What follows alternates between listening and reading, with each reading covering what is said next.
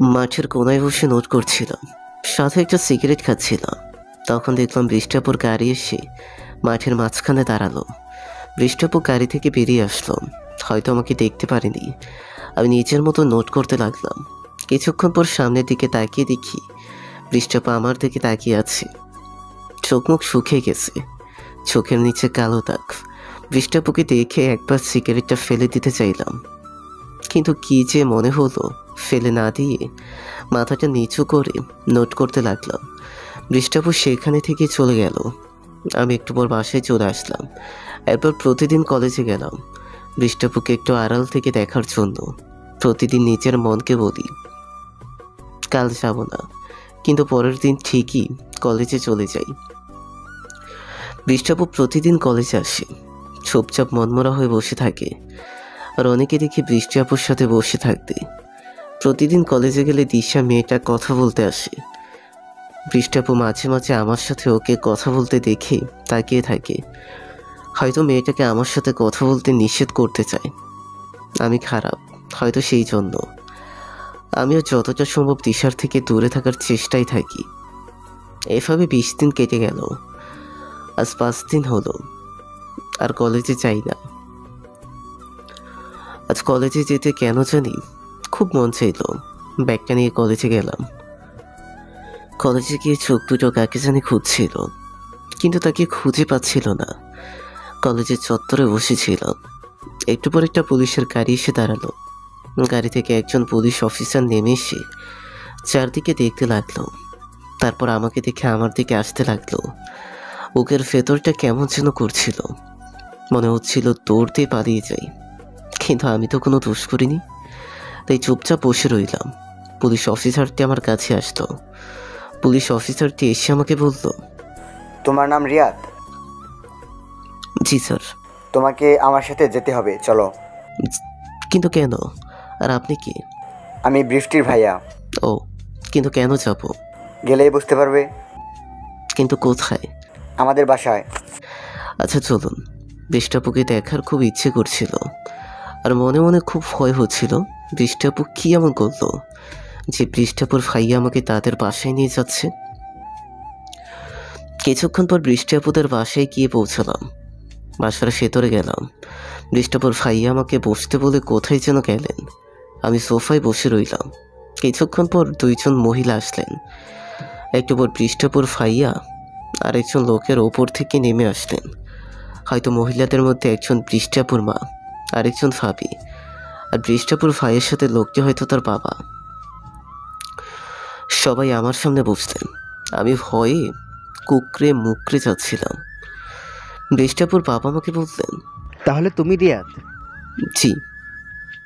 কিন্তু আপনারা আমাকে চিনেন কেমন করে? বৃষ্টি বলেছে, এমনকি তোমার ব্যাপারে সব জানি আমরা। তুমি কি জানো, যেদিন তুমি বৃষ্টির বার্থডেতে আসনি সেদিন ও বাসার সব জিনিসপত্র ভেঙে ফেলে? ও, তোমার কথা বৃষ্টি প্রত্যেক দিন আমাদের কাছে এসে বলতো। আমার মেয়েটার জীবনে যা কিছু চেয়েছে তাই এনে দিয়েছি, কিন্তু শেষমেশ যা চাইলো তা আমার পক্ষে এনে দেওয়া সম্ভব নয়। কি চেয়েছে বৃষ্টাপু? শুধু তোমাকে চেয়েছে। আমাকে মানে? তোমাকে। আমার মেয়েটা যে তোমাকে পাগলের মতো ভালোবাসে।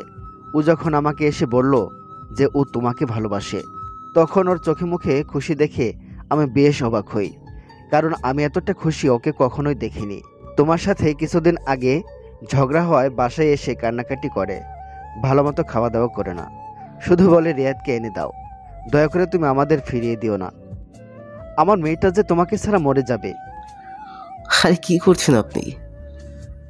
আমার গুরুজন, আপনার মাথা নত করার শোভা পায় না, কিন্তু আমার মতো একটা অনাথ ছেলের কাছে আপনার মেয়ে দিবেন? আরেকবার ভেবে দেখুন। আমার মেয়ের খুশিতেই আমার খুশি। আচ্ছা, আপনারা যা ভালো বলছেন, কিন্তু বৃষ্টাপু কোথায়? আচ্ছা, বৃষ্টাপু রুমে গেলাম। দরজা খোলাই আছে, কিন্তু জানালা সব বন্ধ। ঘরের ভেতরটা কেমন অন্ধকার হয়ে আছে। বৃষ্টাপু বিছানায় ঘুমিয়ে আছে, চোখের নিচে কালো দাগ পড়ে গেছে। সারা রাত হয়তো ঘুমায়নি। আমি চুপচাপ গিয়ে বৃষ্টাপুর পাশে শুয়ে পড়লাম। একটু পর বৃষ্টাপুর ঘুম ভেঙে গেল। আমার দিকে একভাবে তাকিয়ে আছে। বৃষ্টাপু কিছু বলতে যাবে, তার আগে বৃষ্টাপুর গোলাপি ঠোঁট দুটোর সাথে আমার ঠোঁট এক করে দিলাম। বৃষ্টাপু ছটফট করতে লাগলো, কিন্তু আমি ছাড়ার পাত্র নয়। কিছুক্ষণ পর বৃষ্টাপু চুপ হয়ে গেল। তখন বৃষ্টাপুকে ছেড়ে দিলাম। বৃষ্টাপুকে ছেড়ে দেওয়ার সাথে সাথে বৃষ্টাপু ঠাস করে আমার গালে একটা থাপ্পড় মেরে দিয়ে বলল, তোর সাহস কেমনে হয় আমাকে কিস করার? আর তুই এখানে কি করছিস? কি হলো, কথা বলছিস না কেন? এখানে কি করছিস তুই? আমার বউয়ের কাছে আমি আছি, এতে কার কি? বউ মানে? বউ মানে বউ। আমি কারো বউ না। ও, তাহলে তুমি আমাকে ভালোবাসো না? না, আমি রনিকে ভালোবাসি। ও হুম। আচ্ছা, ঠিক আছে। আমি তো ভাবছিলাম তুমি আমাকে ভালোবাসো, কিন্তু তুমি যখন আমাকে ভালোবাসো না, তাহলে কি আর করার? আমি দিশার কাছে যাই। আমি তো ভাবছিলাম তুমি আমাকে ভালোবাসো। কি বললি? দিশা তোকে কিস দেয়? এত বড় সাহস ওর? বৃষ্টি আপু আমার চোখের দিকে তাকিয়ে আছে, কিছু বলছে না। তারপর উল্টো দিক হয়ে শুয়ে পড়ল। আমি পেছন থেকে জড়িয়ে ধরলাম বৃষ্টি আপুকে। বৃষ্টি আপু নিজেকে ছাড়ানোর চেষ্টা করছে, কিন্তু পারছে না। আমি বৃষ্টি আপুকে বললাম, এত রাগ কোথা থেকে আসে তোমার? আমি জানি তুমি আমাকে ভালোবাসো। তোমার আব্বর ভাইয়া আমাকে সব বলেছে, বুঝলাম। ঢং করে লাভ নাই। আমি বৃষ্টি আপুকে ছেড়ে দিলাম। বৃষ্টি আপু কিছু বলছে না দেখে আমি বললাম, কি হলো, কথা বলবো না? ঠিক আছে, আমি চলে যাচ্ছি। বৃষ্টি আপু আমার দিকে ঘুরে আমাকে জড়িয়ে ধরে বলল, খুব ভালোবাসি তোকে, নিজের থেকেও বেশি। কেন বুঝিস না তুই? তুমি তোমাকে বলছিলা তোমার আর রনের বিয়ে ঠিক হয়ে গেছে। সেটা তো তোর মুখ থেকে শোনার জন্য যে তুই আমাকে ভালোবাসিস। ওটা শুধু একটা নাটক ছিল। জানো, যেদিন রনি আমাকে বলল যে তোমাদের বিয়ে ঠিক হয়ে গেছে, সেদিন মনে হচ্ছিল সারা জীবনের জন্য আমি কিছু একটা হারিয়ে যাচ্ছি। খুব কষ্ট হচ্ছিল সেদিন। তাহলে বললি না কেন? যদি তুমি ছেড়ে চলে যেতে। বৃষ্টি আপু আমাকে আরো শক্ত করে জড়িয়ে ধরে বলল, কোনোদিন তোকে যেতে দেব না, তুই চাইলেও না। ও, তাই বুঝি। তাই। আব্বু কি বললো? তোমার আমার বিয়ে ঠিক করেছে। সত্যি? এখন একটা কিস দাও। না, বিয়ের পর দেব। ঠিক আছে, আমি দিশার কাছে যাই। ওর ঠোঁট দুটো কি মিষ্টি। কি বললি? দিশা তোকে কিস দেয়? কই কিস করেছে বল? আমার ঠোঁটে। কই? তবে রে। আপু তার ঠোঁটের সাথে আমার ঠোঁটে এক করে দিল। অনেকক্ষণ পর ছেড়ে দিল। তারপর বৃষ্টি আপু বলল, তোর ঠোঁটে শুধু আমার ছোঁয়া থাকবে, আর কারো না। আর ওই মেয়েকে আজ আমি জেলে দেব। আরে আরে, আমি তো মিথ্যা বলছি। দিশার সাথে আমার কিছুই হয়নি। কুত্তা বাদর, আমাকে কষ্ট দিয়ে ভালো লাগে তোর, তাই না? আরে আপু, আমি আবার কি করলাম? ঠাস। আপু কাকে বললি? সরি সরি সরি, আর বলবো না। মনে থাকে জানো। এখন ওঠো, চলো। খাওয়া দাওয়া তো মনে হয় করো না। শরীর কি অবস্থা করেছো? না, উঠবো না, এভাবেই শুয়ে থাকবো। আচ্ছা, তুমি শুয়ে থাকো, আমি নিচ থেকে খাবার নিয়ে আসছি। লাগবে না, চুপচাপ শুয়ে থাক। বৃষ্টি আমাকে জড়িয়ে ধরে শুয়ে আছে, আর আমি পুরনো কথাগুলো মনে করে হাসতেছি। কি থেকে কি হয়ে গেল। সময় বড় অদ্ভুত, কার কপালে কি লেখা আছে কেউ বলতে পারে না। আমি বৃষ্টি আপুকে বললাম, আর কতক্ষণ শুয়ে থাকবে এভাবে? তো ওঠো।